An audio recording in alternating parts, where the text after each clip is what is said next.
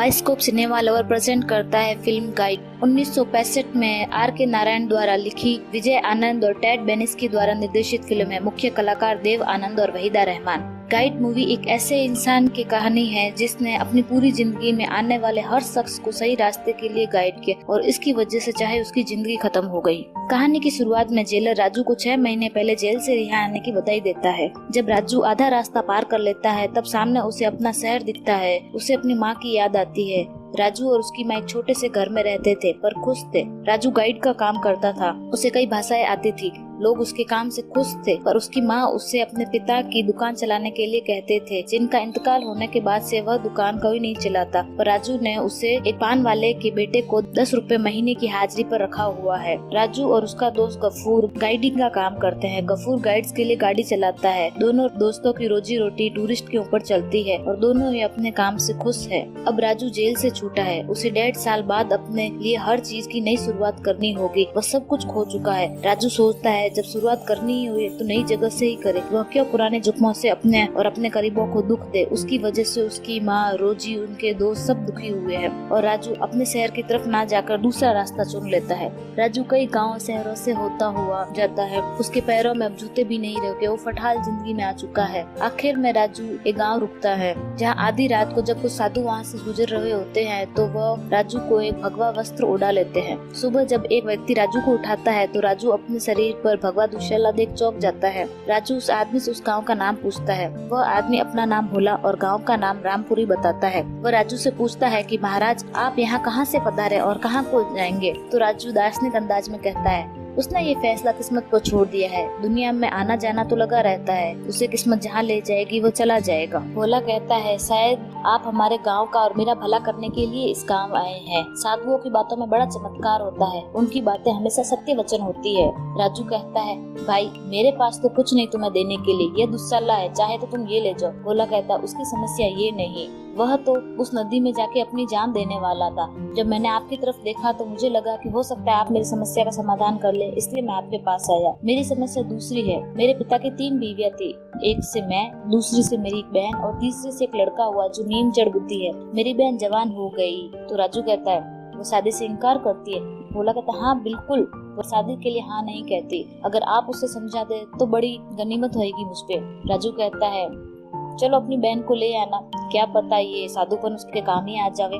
वो अपनी बहन को राजू के पास लाता है और अपनी बहन से कहता है कि ये एक साधु महात्मा है, हर मनोकामना पूरी करते हैं, तुम एक बार उनकी बात सुन लो। राजू भोला की बहन से पूछता है कि बेटा तुम्हारा नाम क्या है। तो वह कहती है माया। राजू उससे कहता है कि सौतेले भाई बहन हमेशा सौतेले रहते हैं। औरत का असली सुख दुख घर सब कुछ उनके पति का होता है। माया को यह बात समझ में आ जाती है। कुछ रोज बाद जब राजू वो गाँव छोड़ के जाने लगता है तो भोला उसे रोक लेता है और भोला के साथ में कुछ गाँव वाले भी है। भोला कहता है कि उसकी बहन ने शादी के लिए हाँ कह दी। वो अभी अभी शादी की तारीख तय करके आया है और मेरी बहन चाहती है कि आप शादी तक इस गांव में रुक जाओ। राजू उनकी बात मान लेता है। पूरे गांव वालों में ये बात फैल जाती है कि बड़े साधु महाराज गांव आए हुए हैं और लोगों की मनोकामनाएं पूरी करते हैं। हर कोई आते जाते राजू के पैर छूता है पर राजू को ये पसंद नहीं।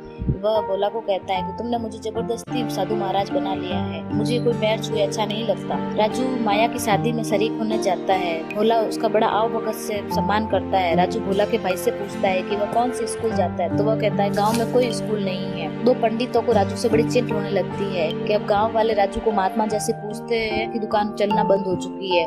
दोनों पंडित गाँव वालों के सामने राजू का अपमान करने के लिए उससे संस्कृत में श्लोक पूछते हैं कि वो उसका अर्थ बतावे। जब राजू कुछ नहीं बोलता तो वह कहते हैं कि शास्त्रों का ज्ञान करने वाला ही महात्मा होता है, अगर उसे संस्कृत आती तो वो बताता ना। तो राजू भी उसके सामने इंग्लिश में 2 लाइन बोलता है और पूछता है कि इनका अर्थ बताए। जब वो नहीं बोलते तो वो कहता है आपको भी इंग्लिश आती तो बोलते ना। अब राजू गाँव वालों के लिए एक पढ़ा लिखा महात्मा है। राजू उसी गाँव में मंदिर में रहने लगता है। अगले सीन के अंदर राजू की माँ पैदल और रोजी उफ नलिनी कार में राजू की रिहाई की तय दिनांक से लेने जाते हैं। तब जेलर उन्हें बताता है कि राजू को तो अच्छे व्यवहार के वजह से 6 महीने पहले ही छूट मिल गई, क्या वो आप दोनों से नहीं मिला? राजू की माँ कहती है कि वह तो गांव से आज ही लौटी है। नलिनी का लंदन का टूर था। राजू की माँ वहाँ से चली जाती है। नलिनी उनके पीछे जाती है, उनको अपने साथ गाड़ी में चलने को कहती है और उनके पैर पकड़ लेती है। वो दोनों राजू के पुराने घर जाते हैं, जहाँ नलिनी उनसे कहती है कि राजू के जेल जाने का उसे बहुत ही अफसोस है। किसी इंसान की कीमत तभी पता चलती है जब वो आपसे दूर हो जाए, और मुझे भी राजू से दूर होने के बाद ये पता चली। मैंने राजू को तकलीफ दी, बिना राजू के मेरी जिंदगी अब जीने जैसी नहीं लगती है। मुझे राजू को समझने में भूल हुई, गुनाह हुआ। तब राजू की माँ कहती है गुनाहगार होना पता नहीं, पर उसके बेटे की जिंदगी तो बर्बाद हो चुकी है। तब नलिनी कहती है कि आप जानना चाहती है ना कि मैं शादीशुदा होकर भी अपने पति के साथ क्यों नहीं रहती थी। फिर वो अपनी कहानी बतानी शुरू करती है। नलिनी उर्फ रोजी एक देवदासी की बेटी थी। उसकी माँ उसे कभी भी इस पेशे में नहीं लाना चाहती थी, इसलिए रोजी को पढ़ाया लिखाया पर पूरी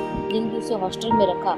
जब रोजी की पढ़ाई पूरी हो गई तो वो वापस अपनी माँ के पास लौट आई और संगीत और नृत्य के अभ्यास करने लगी। रोजी के जवान होते ही बाजार में लोग उसकी बोलियां लगाने लगे। तब रोजी की माँ ने उसे कहा, संगीत और नृत्य जरूर वो पैसा अपना सकती है, पर किसी शरीफ घर में जाकर ही। और तब रोजी की माँ उसकी एक यंग आर्कियोलॉजिस्ट मार्को से शादी करवा देती है। मार्को रोजी को पैसे नौकर जाकर कभी किसी की कमी नहीं होने देता, पर दोनों के बीच में पति पत्नी वाला प्यार नहीं है। वह रोजी को नाचने गाने भी नहीं देता। वह रोजी से कहता है कि वह उसे बाइज्जत अपनी बीवी बनाकर लाया है। ये नाचने गाने का काम बाजारू औरतों का है, जो उसकी माँ के घर में चलता था, अब यहाँ नहीं चल सकता। कुछ रोज बाद जब रोजी की माँ उससे मिलने आती है तो रोजी उससे बताती है कि इस घर में कभी बच्चे नहीं हो सकते। कुछ समय बाद मार्को को एक पुरानी गुफा की खोज की खबर मिलती है। वह रोजी को लेकर उस शहर आ जाता है, जहाँ राजू उसका गाइड होता है। मार्को आते ही गुफा को देखने जाने कहता है, पर रोजी शहर देखना चाहती है। दोनों मियाँ बीवी सबके सामने बहस करने लग जाते हैं। तब राजू कहता है कि वैसे भी आज का दिन ढल गया है और गुफाएं दूर है, आते जाते रात का वक्त हो जाएगा और रात में गाड़ी सफर नहीं कर सकती क्योंकि रास्ता जंगल से होके जाता है। आप कल चले जाए। मार्को उसकी बात मान लेता है और उसे अगले दिन फिर से हस्बैंड वाइफ के बीच में तकरार होने लग जाती है। रोजी राजू को कहती है उसे घुमाने ले जाए। रोजी गफूर की गाड़ी में राजू दोनों निकल जाते हैं। रोजी राजू से कहती है कि वह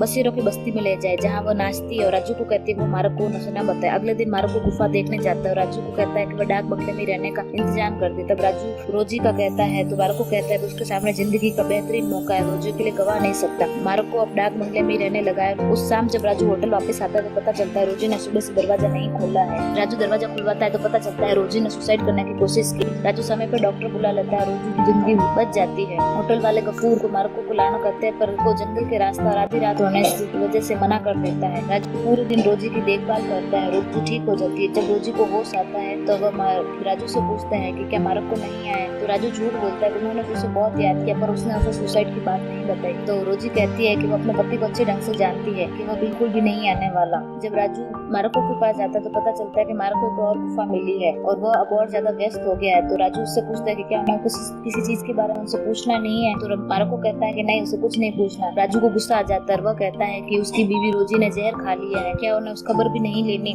रोजी को देखने के लिए वहाँ आता है, पर वो देखता है कि रोजी एकदम सही है तो वो उस पर गुस्सा होता है और उसे कहता है कि अगर वो सही ढंग से सुसाइड करना चाहती तो और जहर खा लेती, मर जाती, पर उसने उसका कीमती वक्त बर्बाद कर दिया है। तो रोजी को भी गुस्सा आ जाता है। वह कहता है कि वो अपनी बीवी को देखने के लिए आया था, उसका कीमती वक्त बर्बाद हो गया, वो अपनी पूरी जिंदगी उसके साथ बर्बाद कर रही है। तो दोनों हस्बैंड वाइफ के बीच में और बुरी वाली बहस होने लग जाती है। तो रोजी भाग के पहाड़ी से कूदने लग जाती है।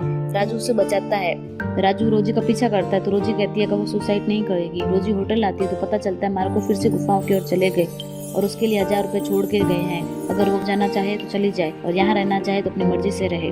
रोजी को सोचकर राजू के साथ बाजार जाकर घुंघरू खरीद लेती है। पूरे बाजार के लोग उन्हें ही घूर के देखने लगती है। राजू उसे घुंघरू उतारने को कहता है। रोजी उसे कहती है कि वो उसे चुपतोड़ घुमा लाए। राजू और रोजी जब गाड़ी की व्यवस्था नहीं होती तो एक ट्रक में बैठ के जाने लगते हैं। राजू रोजी को इतना खुश देख के पूछता है कि कल तक तो एक 40 साल की बुढ़ी औरत के जैसी थी जो जिंदगी से उब चुकी थी और आज वो एक 16 साल की है। तो रोजी कहती है कि अब उसने आज से जिंदगी खुद के हिसाब से जीने की ठान ली है। रोजी उस दिन खूब जी भर के गाती है, नाचती है। शाम को होटल आने पे राजू उससे पूछता है कि जब वो इतनी अच्छी नाचती है तो कलाकार क्यों नहीं बनती। तो रोजी उससे अपनी सारी बात बता देती है और कहती है कि कलाकार बनना शायद उसकी किस्मत में नहीं। राजू कहता है कि खुद ही को कर बुलंद इतना कि हर तकदीर से पहले खुदा बंदे से पूछे बता तेरी रजा क्या है, और कलाकार की कोई जात धर्म अमीरी गरीबी नहीं होती। राजू की बातें सुन रोजी थोड़ी मोटिवेट होती है और वो सोचती है कि मार्को से एक और बार बात करें। अगले दिन रोजी राजू के साथ गफूर की गाड़ी में डाक बंगले ले जाती है तो चौकीदार ने अंदर आने से मना करने लगता है। जब रोजी जबरदस्ती अंदर जाते हैं तो देखता है कि मारुको किसी वेश्या के साथ में शराब पी रहा है। राजू रोजी को वहाँ से लेके चला जाता है। बीच रास्ते में गफूर की गाड़ी खराब हो जाती है। राजू और गफूर गाड़ी से थोड़ी दूर सो जाते हैं और रोजी गाड़ी में रात भर रोजी से सिसकियां लेकर रोती है। सुबह राजू देखता है कि रोजी गाड़ी में नहीं है। गफूर और वो दोनों ढूंढने लगते हैं तो वह उन्हें खाई में मिलती है। राजू बड़ी मुश्किल से उसे लाके होटल लाता है और वो गुस्सा होता है कि वह क्यों अपनी बार बार जान देती है। वो एक गलत फहमी में जी रही कि आदमी ही औरत का सहारा है। जब उसके पैरों में घुंघरू थे तो वो एक अलग मजबूत औरत थी, वो एक कलाकार थी। आज वो एक मजबूर बेसहारा औरत बन के बैठी है। वो अपनी किस्मत खुद बदल रही है, खुद खराब कर रही है और अपनी किस्मत को दोष देती है। क्या आदमी के पास भी दो हाथ पैर है, उसके पास भी दो हाथ पैर है, फिर वो क्यों दूसरे इंसान से उसका सहारा बनने के लिए उम्मीद करती है। रोजी घुंघरू बांधकर उस वेश्या के जैसे कपड़े पहनकर मारुको के सामने जानती है। मारुको को उसे देखकर गुस्सा आ जाता है। मारुको उसे कहता है कि वो एक शरीफ घर की औरत है और वो इस तरह से कपड़े पहन के नहीं आ सकती और उन दोनों की बहस होने लगती है। तो मारुको उस पर इल्जाम लगाता है कि वो किसी और आदमी के बहकावे में आके ये कर रही है और वो बेवफाई कर रही है। तो रोजी कहती है कि अगर वो बेवफाई करेगी तो सबके सामने करेगी। मारुको के जैसे काम का बहाना लेकर कई किलोमीटर दूर गुफाओं में छुपके नहीं करेगी। मारुको रोजी का गला दबाने लगता है और कहता है कि वो एक पल के लिए भी नहीं भूला कि वो एक देवदासी की बेटी है। वो उसकी पत्नी नहीं, उसे अपने घर की वेश्या बना के लेके आया है और वो उसकी कभी पत्नी बन ही नहीं सकती है। रोजी मारुको को थप्पड़ देती है और चली जाती है। रोजी राजू के घर जाती है, पूछती है कि क्या वो उसे सहारा दे सकता है। राजू उसे अंदर लाता है और अपनी माँ से मिलाता है। रोजी अब राजू के घर पे रहती है और नाचने की प्रैक्टिस करती है। लोगों का हुजूम राजू के घर के बाहर लगा रहता है। राजू का सबसे झगड़ा हो जाता है। राजू का दोस्त कपूर भी उससे लड़ाई कर लेता है कि वो रोजी को छोड़ दे। उसकी दुकान भी उसके हाथ से चली जाती है। राजू के मामा भी राजू की माँ को उसके गांव लेकर चले जाते हैं। राजू ने रोजी का साथ देने के लिए सब कुछ छोड़ दिया। हर कोई राजू से मुंह मोड़ चुका है। जहाँ रोजी को जीरो से शुरुआत करनी है तो अब राजू भी उसके साथ जीरो से शुरुआत कर रहा है। अब राजू रोजी को उसका कैरियर बनाने के लिए गाइड कर रहा है। यहाँ से राजू के गाइड का दूसरा सफर शुरू हो जाता है। राजू की शख्सियत भी गजब है। वह दूसरों के लिए अपना सब कुछ छोड़कर साथ दे रहा है। रोजी का नाम अब नलिनी रख दिया है। वह बहुत बड़ी कलाकार बन गई है। पर अब राजू और नलिनी के बीच पहले वाला प्यार नहीं। राजू शराब पीने लगा है, जुआ खेलने लगा है। दोनों के दोस्त भी अलग तरह के हैं। नलिनी को लगता है कि राजू को शराब और जुआ अच्छा लगता है और वो उसके पैसों पर ये सब कर रहा है। और राजू को लगता है कि नलिनी बड़ी कलाकार बन गई है और राजू सिर्फ उसके लिए गाइड है। नलिनी राजू के पास अब आने नहीं देती। दोनों के बीच में एक फासला सा हो गया है। राजू नलिनी को कहता है कि वह उसके लिए सब कुछ छोड़ देगा, बस उसे प्यार करना न छोड़े। पर नलिनी को राजू के प्यार की शायद अब कदर नहीं रही, क्योंकि शायद उसे वो मिल गया है जिसकी उसे हसरत थी और अब वो रोजी भी नहीं रही। एक दिन मारुको रोजी से मिलने आता है। राजू उसे मिलने नहीं देता। मारुको राजू को उसकी खोज पर छपी हुई किताब देता है जिसमें राजू के योगदान का भी जिक्र है। राजू के पास मारुको का बैंकर आता है जो रोजी और मारुको का जॉइंट अकाउंट को बंद कर 25,000 के गहने निकालना चाहता है और वो गहने रोजू को देना चाहता है। राजू को अब डर लगने लगा है कि कहीं उसके और रोजी के बीच की दूरियां जो बढ़ रही है मारुको वापस न आ जाए। आखिर वो दोनों कई साल तक पति पत्नी बन के रहे हैं। राजू रोजी को खो देगा। इस कस्म में राजू रोजी के फर्जी साइन कर डॉक्यूमेंट मारुको को भिजवा देता है। मारुको साइन देकर जान लेता है कि वो फर्जी है। रात को राजू रोजी की बहस हो जाती है। राजू को एहसास हो जाता है कि शायद वो रोजी का गाइड ही रहा, कभी उसका आशिक बन ही नहीं पाया। वह सुबह अपने पुराने गाइड के कपड़े पहन रोजी को अलविदा कर अपने गाँव लौट आता है और अपनी माँ को चिट्ठी भेजता है कि वो लौट आया है और वह भी वापस आ जाए। रोजी अपने नौकरों से पूछती है कि राजू लौटा या नहीं। वो मना कर देते हैं। उसे भी राजू के किए का पता चल जाता है। इन दूरियों के बीच एक और गलतफहमी आ जाती है।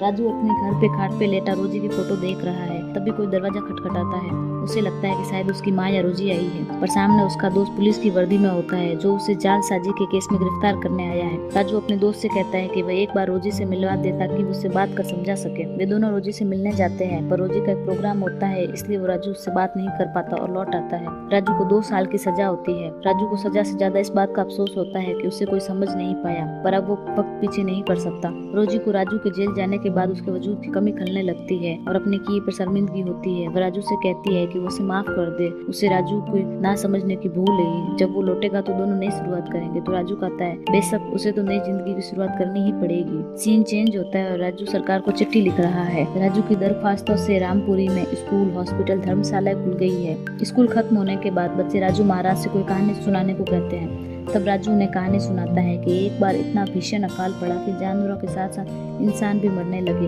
तब एक साधु ने बारिश न होने तक कठोर उपवास रखा। उसने 12 दिन तक अन्न जल तक ग्रहण नहीं किया। तो लोग पूछते हैं कि क्या बारिश हुई? तो राजू कहता है हाँ हुई।